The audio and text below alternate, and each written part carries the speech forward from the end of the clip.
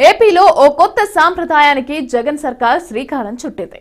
రాష్ట్రంలోని ఒక విశ్వవిద్యాలయానికి ముఖ్యమంత్రి కులపతిగా ఉంటారని చెప్పింది. ఈ మేరకు శాసనసభలో చట్ట సవరణ కూడా చేసింది. ఇంతకీ వైసీపీ ఏ యూనివర్సిటీకి ముఖ్యమంత్రిని కులపతిగా పేర్కొంది? గవర్నర్ కులపతిగా ఉండాల్సిన యూనివర్సిటీకి సీఎంను ఛాన్సలర్ చేయటం పట్ల ఎలాంటి అభిప్రాయం వ్యక్తమవుతోంది అనే విషయాలను ఇప్పుడు తెలుసుకుందాం.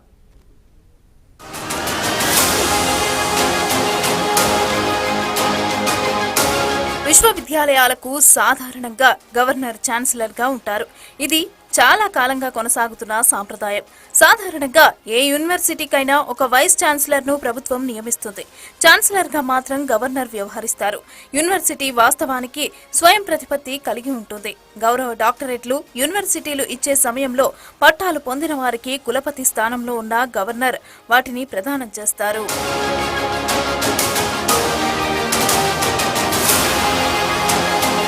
అయితే గవర్నర్ కులపతిగా ఉండాల్సిన యూనివర్సిటీలకు ముఖ్యమంత్రిని కులపతిగా చేస్తూ ఏపీ సర్కార్ చట్ట సవరణ చేసింది. ఆంధ్రప్రదేశ్లోని రాజీవ్ గాంధీ వైజ్ఞానిక సాంకేతిక విశ్వవిద్యాలయంకు కులపతిగా ముఖ్యమంత్రి వ్యవహరించేలాగా రాష్ట్ర ప్రభుత్వం చట్ట సవరణ చేసింది. ఈ మేరకు మూడో రోజు శాసనసభలో రాష్ట్ర విద్యాశాఖ మంత్రి బొత్స సత్యనారాయణ ప్రవేశపెట్టిన బిల్లును సభ ఆమోదించింది. వాళ్ళు యూనివర్సిటీలుగా ప్రైవేట్ యూనివర్సిటీగా మార్చదలుచుకున్నారు. వాటిని ఉన్న చట్టాన్ని అమెండ్మెంట్ చేస్తూ వాళ్ళకి అవకాశాన్ని కల్పించే విధంగా ఈ బిల్లు రూపొందింది అధ్యక్ష. ముఖ్యంగా ఈ బిల్లులో ఉన్న సైలెంట్ ఫీచర్స్ ఏంటంటే, ఇంతకుముందు ప్రైవేట్ కాలేజీలని ప్రైవేట్ యూనివర్సిటీలు తీసుకొస్తే ప్రభుత్వానికి ఏ విధమైన దాంట్లో సామాన్య పేద విద్యార్థులు చదువుకునే అవకాశాలు లేవు అధ్యక్ష. వాళ్ళు ఏది ఫిక్స్ చేస్తే అది వాళ్ళు మా తాలూకు రెగ్యులేషన్స్ అన్నీ కూడా వాళ్ళకు అనుమతిస్తూ ఉంటాయి అధ్యక్ష. కానీ ఈ బిల్లు ద్వారా అలా కాకుండా దాంట్లో కూడా 35% 35% వచ్చి పేద విద్యార్థుల కోసం ఇందులో పొందుపరిచాం అధ్యక్ష.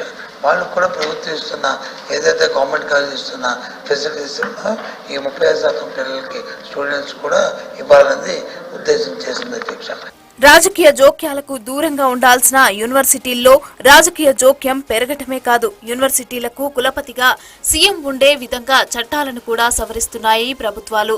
తమిళనాడు, పశ్చిమ బెంగాల్ రాష్ట్రాల్లోనూ అక్కడి గవర్నర్లు ప్రభుత్వాలకు మధ్య విభేదాలు తలెత్తడంతో అన్ని వర్సిటీలకు ముఖ్యమంత్రులే కులపతులుగా ఉండేలాగా చట్టానికి సవరణలు చేశారు. ఏపీలో ట్రిపుల్ కోసం ఏర్పాటు చేసిన RGUKTకి ముఖ్యమంత్రి కులపతిగా ఉండేలాగా ఇప్పుడు చట్టాన్ని సవరించారు. ఏపీ ప్రభుత్వం తీసుకువచ్చిన చట్ట సవరణ బిల్లు పట్ల రాష్ట్రంలో భిన్నాభిప్రాయాలు వ్యక్తమవుతున్నాయి. ప్రస్తుతం RGUKT 6 ఏళ్ల ఇంజనీరింగ్ కోర్సును అందిస్తోంది. ఈ బిల్లు ఇలా ప్రైవేట్ యూనివర్సిటీ పెట్టుకుంటా వెళ్తే ఇంజనీరింగ్ కాలేజీల్లో కాస్త బాగున్న కాలేజీలన్నీ యూనివర్సిటీగా మారిపోతాయి. ఇందులో ఏమాత్రం సామాజిక న్యాయం లేదు అధ్యక్ష. ప్రైవేట్ యూనివర్సిటీగా అది ఒకసారి మారితే అక్కడ నో రిజర్వేషన్స్, సీట్ల మీద పరిమితి లేదు, ఫీజుల మీద పరిమితి లేదు, నో రిజర్వేషన్.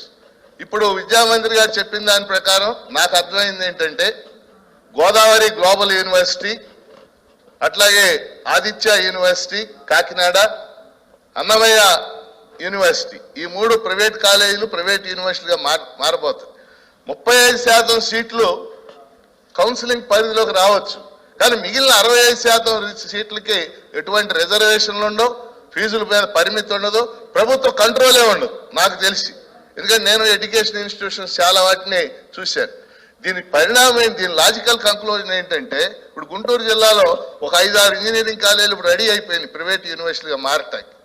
గవర్నర్ కులపతిగా ఉంటే యూనివర్సిటీ గ్రాంట్స్ కమిషన్ UGC నుంచి నిధులు వచ్చేందుకు ఎలాంటి ఆటంకాలు ఉండవని, ముఖ్యమంత్రి కులపతిగా ఉంటే UGC నిధులు వచ్చేందుకు సమస్య ఏర్పడుతుందని విద్యావేత్తలు ఆందోళన చెందుతున్నారు.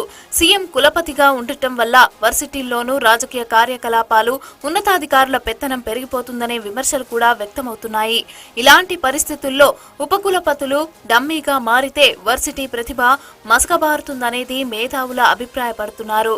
ఇక వాస్తవానికి వైసీపీ ప్రభుత్వం 4.5 ఏళ్లలో ఈ యూనివర్సిటీకి ఉపకులపతినే నియమించలేదు, ఇన్ఛార్జీలతోనే నెట్టుకొస్తున్నారు.